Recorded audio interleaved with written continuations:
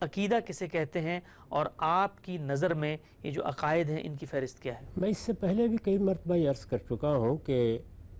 جو اصطلاح خود رسالت بآب صلی اللہ علیہ وسلم نے استعمال کی ہے وہ اس سے مختلف ہے۔ یہ آپ کے علم میں ہے کہ حدیث کے ذخیرے میں اہم ترین حدیث حدیث جبریل ہے۔ یہ بھی معلوم ہے کہ جبریل نے آ کر علیہ السلام رسالت بآب صلی اللہ علیہ وسلم سے بڑے اہم سوالات پوچھے ہیں۔ ان میں سے ایک سوال یہ تھا کہ اسلام کیا ہے، دوسرا سوال یہ تھا ایمان کیا ہے، تیسرا سوال یہ تھا کہ احسان کیا ہے، پھر انہوں نے قیامت کے بارے میں سوال کیا ہے۔ ان سوالوں کے جواب میں رسالت مآب صلی اللہ علیہ وسلم نے اسلام کی حقیقت بھی چند لفظوں میں بیان کر دی ہے۔ ٹھیک، وہ قرآن مجید کی تعلیمات کا خلاصہ ہے۔ جس چیز کو اسلام کہا جاتا ہے، جسے ہم اللہ کی ہدایت کہتے ہیں، جو اللہ کا دین پیغمبروں کے ذریعے سے دیا گیا ہے، اس کا چند لفظوں میں اللہ کے آخری پیغمبر نے تعارف کرا دیا ہے۔ اس کے بعد ایمان کیا ہے، یہ بتایا ہے کہ ایمان 5 چیزوں کا نام ہے، یعنی اللہ پر ایمان،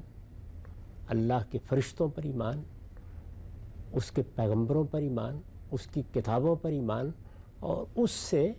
قیامت میں ملاقات پر ایمان۔ یہ 5 چیزیں ہیں۔ میرے نزدیک اس کے لیے صحیح تعبیر ایمانیاتی ہے۔ اچھا، یعنی جس طرح رسالت مآب صلی اللہ علیہ وسلم نے وہاں ایمان کا لفظ استعمال کیا، یا جبریل نے آ کر یہی پوچھا کہ مل ایمان، اور رسول اللہ صلی اللہ علیہ وسلم نے بھی گویا تصویف فرما دی کہ اس کا جواب دیتے وقت یہی کہا کہ ایمان یہ ہے۔ قرآن مجید نے بھی بالکل یہی طریقہ اختیار کیا ہے۔ یہ آپ کے علم میں ہے کہ ایک موقع پر یہ فرمایا ہے کہ ما کنت تدری مل کتابوں ولل ایمان، یعنی یہ شریعت جو تمہیں دی گئی ہے نہ تم اس سے واقف تھے، نہ اس کتاب سے تمہاری واقفیت تھی، اور نہ یہ ایمان کے مباحث تمہارے سامنے اس شر و بست کے ساتھ آئے تھے۔ یہ بات میں واضح کر چکا ہوں کہ اس کے پس منظر میں یہ چیز ہے کہ اسماعیل علیہ السلام کے بعد کم و بیش 2000 سال تک کوئی نبوت کی تعلیمات عربوں کو نہیں مل سکیں، جس طرح کہ اس کے بالمقابل ان کے بھائیوں کو یعنی بنی اسرائیل کو ملتی رہی ہیں۔ چنانچہ قرآن نے بھی وہی لفظ ایمان استعمال کیا۔ یہ آپ کے علم میں ہے کہ میں نے اپنی کتاب میزان میں جب پورے دین کو بیان کیا ہے تو اس باب کا عنوان ایمانیات ہی رکھا ہے۔ اس لیے میرے نزدیک تو صحیح تعبیر یہی ہے۔ ہمارے ہاں بعد کے زمانوں میں عقیدے کی تعبیر اختیار کی گئی، اور جب عقیدے کی تعبیر اختیار کی گئی تو اس میں یہ چیزیں تو شامل ہیں، یعنی جب بھی عقائد بیان کیے جائیں گے سب سے پہلے یہی 5 چیزیں بیان ہوں گی، لیکن اب مختلف گروہوں نے اپنے امتیاز اور اپنی شناخت کو قائم کرنے کے لیے جن چیزوں کو مانا اور دوسروں نے ان کا انکار کیا، انہیں بھی عقیدے سے تعبیر کیا جانے لگا۔ اس کے بعد ظاہر ہے کہ عقائد کے باب میں وہ خلط مبس پیدا ہوا جو خلط مبس اس وقت ہم لوگوں میں، میری مراد عام لوگ ہیں، ان میں بھی دیکھتے ہیں، اور بعض اوقات علماء کے ہاں بھی دیکھتے ہیں۔ یعنی ایک گروہ ہے، ایک مدرسہ فکر ہے، اس کی ایک الگ شناخت بن گئی ہے، وہ اپنی اس شناخت کو قائم رکھنے کے لیے بعض چیزوں کو بیان کرتا ہے کہ یہ ہمارے ہاں مانی جاتی ہیں اور دوسروں کے ہاں نہیں مانی جاتی۔ ٹھیک، اس کو جب آپ نے عقائد کا نام دے دیا اور دوسری جانب ایمانیات کو بھی اسی میں اگرچہ سر فہرست رکھ کر شامل کر دیا، تو اب گویا وہ عقیدہ کیا ہے اور یہ عقیدہ کیا ہے اور ان میں کیا فرق ہے، یہ سب خلط مبس میں چلا گیا۔ یہ بالکل اسی طرح ہوا ہے جس طرح آپ نے دیکھا ہوگا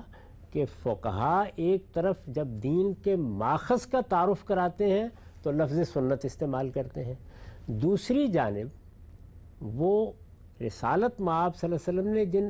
نوافل کا اہتمام کیا ہے ان کے لیے بھی سنت کا لفظ استعمال کرتے ہیں۔ ٹھیک، اب ایک عام آدمی پریشان ہو جاتا ہے کہ جب ہم اس کو یہ بتاتے ہیں کہ سارے دین میں یہ حصہ قرآن میں بیان ہوا ہے اور یہ سنت میں، تو اس میں جو نماز ہم 5 وقت پڑھتے ہیں وہ بھی سنت سے معلوم ہوئی ہے، یعنی یہ 5 نمازیں ہیں، ان میں یہ رکعتیں ہیں، یہ اس اہتمام سے اس طریقے سے پڑھنی ہیں، ان کے یہ اعمال ہیں، ان کے یہ اذکار ہیں، سنت سے معلوم ہوا ہے۔ وہ دیکھتا ہے کہ ایک جانب یہ بات کہی جا رہی ہے اور اس کے لیے بھی لفظ سنت بولا جا رہا ہے، اور دوسری جانب اسی نماز میں فرض پڑھتا ہوں تو اس کو فرض کہا جاتا ہے، اور پھر میں 2 رکعتیں پڑھتا ہوں تو اس کو سنت کہا جاتا ہے۔ یعنی جس کی تعریف عام طور پر احناف کرتے ہیں کہ طریقۃ المسلوکہ فی الدین۔ جی، تو یہ ایک ہی تعبیر، ایک ہی اصطلاح جب آپ اس طرح سے استعمال کرتے ہیں کہ وہ ایک بڑے بنیادی مسئلے میں بھی استعمال ہو رہی ہے اور وہ ایک بالکل جزوی چیز میں بھی استعمال ہو رہی ہے، یہاں بھی دیکھیے یہی ہوا۔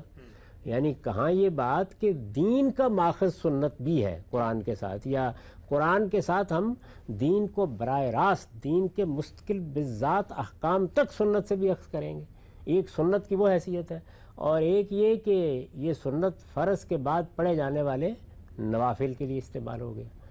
عام آدمی تو اس کے بعد نوافل اور ان میں بھی فرق نہیں کر پاتا، یعنی اس کی سمجھ میں نہیں آتا کہ یہ پھر کیا کوئی نماز کی تیسری قسم ہے، تو تہ در تہ سوالات اس کے نتیجے میں پیدا ہوتے چلے جاتے ہیں اور خلط مبس بڑھتا چلا جاتا ہے۔